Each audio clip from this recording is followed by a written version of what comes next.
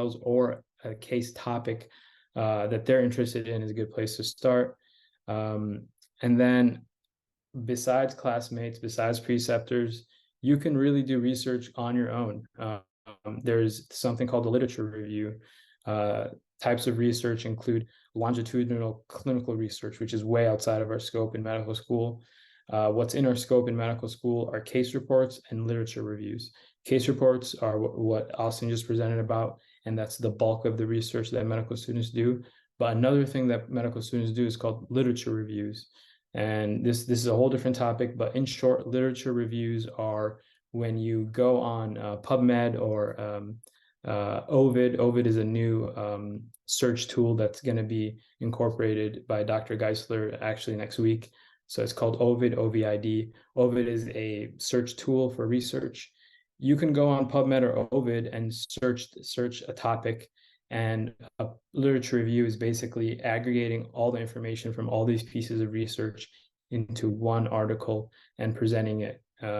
Sometimes literature reviews take into account 50, 60, 100 different pieces of literature. The thing about literature reviews is that they take a long time. They take months sometimes. So that's why people don't do them. But case reports, like Austin said, shouldn't take more than a week or two. Next question is, where do I start? The first place to start is to understand what your interests are. What are you interested in? Read about that topic. Let's say I'm interested in men's health. Let's say I want to learn about the incidences of vasectomies and reversing vasectomies, and are there people who get a triple reverse vasectomy, for example, just a random topic.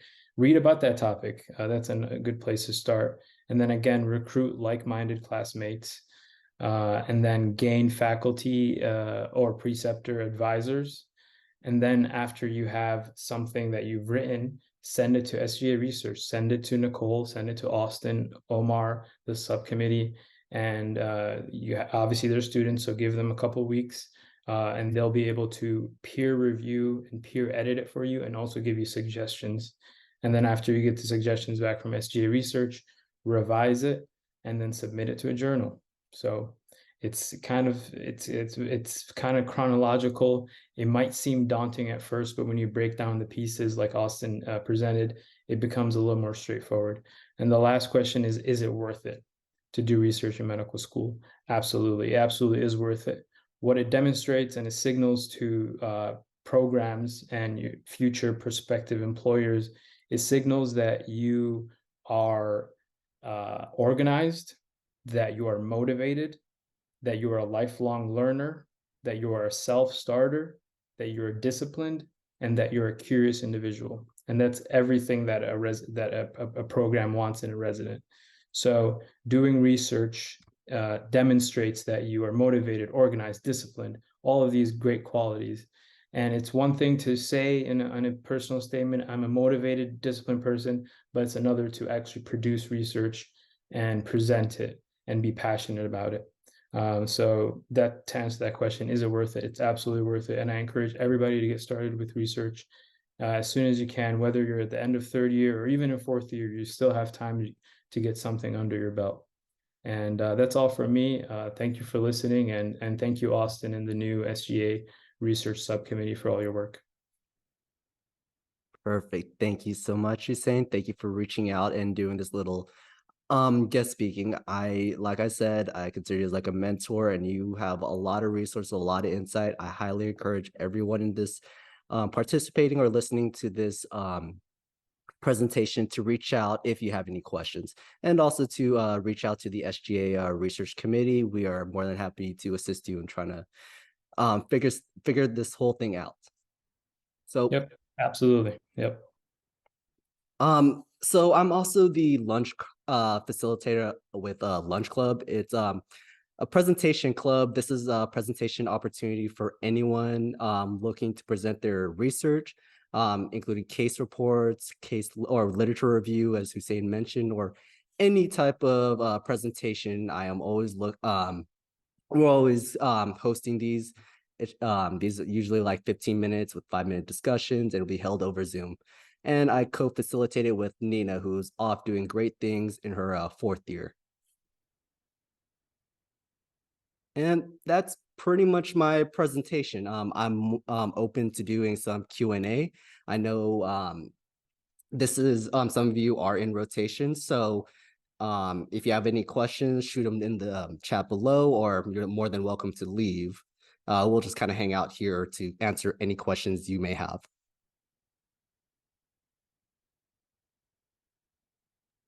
Yeah, what questions do you guys have, guys? Feel free to talk. I think the recording is going to end soon, so feel free to ask any questions to Austin, Nicole, or myself. And we'll when I send this video out, this is going to be recorded. It's going to be on the SGA student resource drive. We also just created an SGA YouTube account, which we're going to be transferring some of the videos onto that YouTube account. So just look out for those links. I know Hussein kind of, I think, posted a link to the drive in the chat. We'll also send an email out once everything's all set up and situated. I'll also include a PDF of this presentation. Hi, thank you for the presentation. I have a question. How long, uh, how long before we use it should we activate Hey, Wileen, your audio is not that it? great. Your audio is not that great. Maybe get a little bit closer to the mic, or you can type it as well. Yes.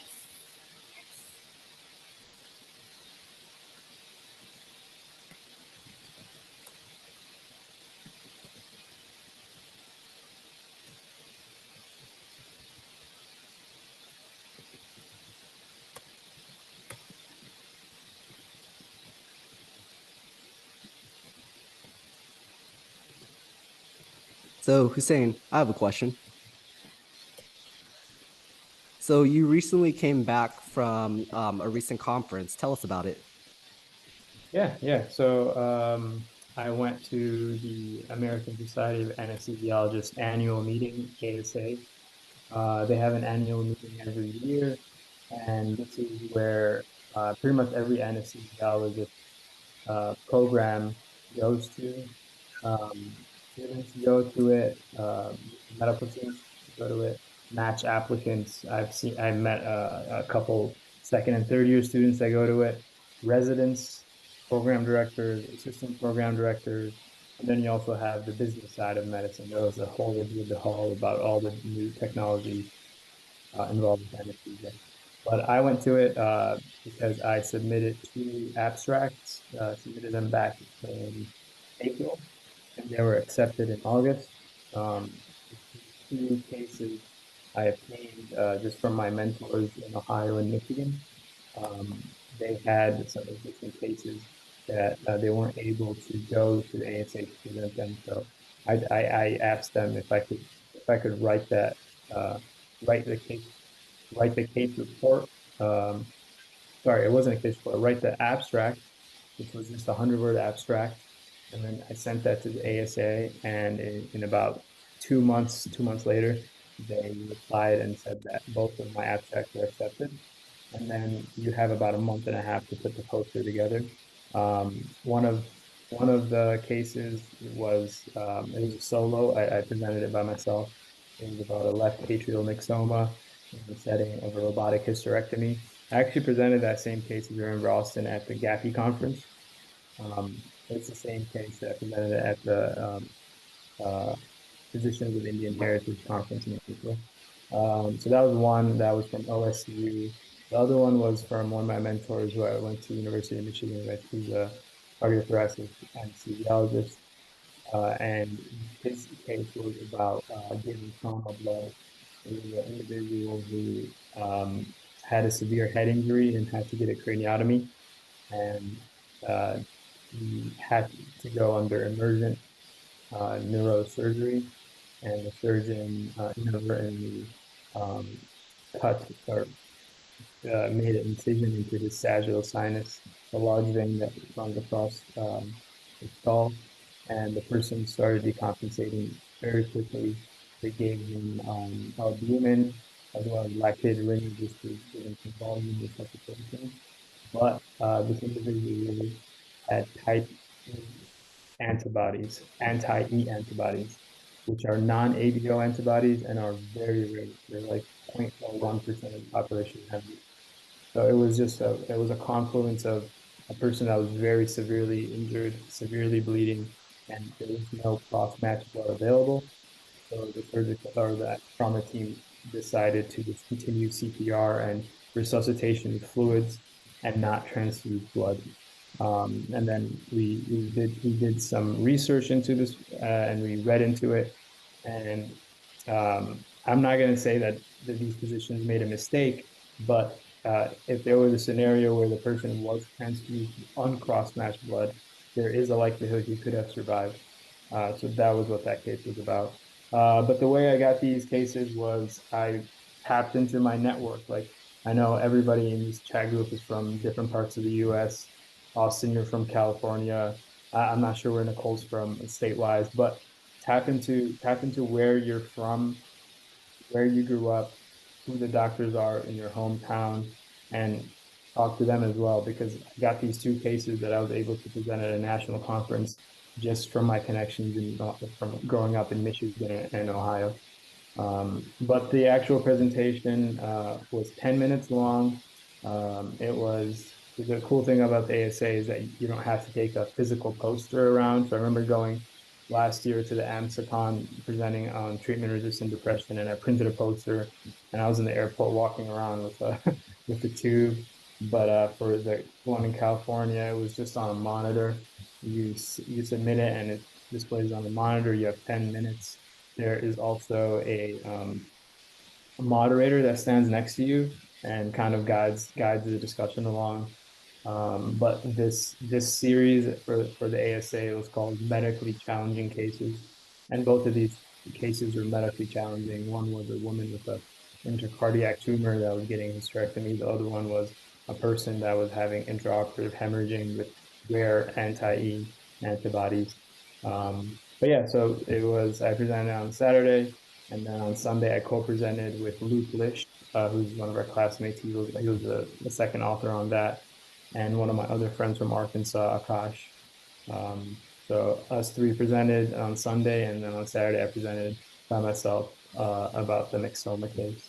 And they were each 10 minutes. It was very low stakes. I was actually very anxious about it, actually, going to California, because I was like, oh my God, I'm doing two posters.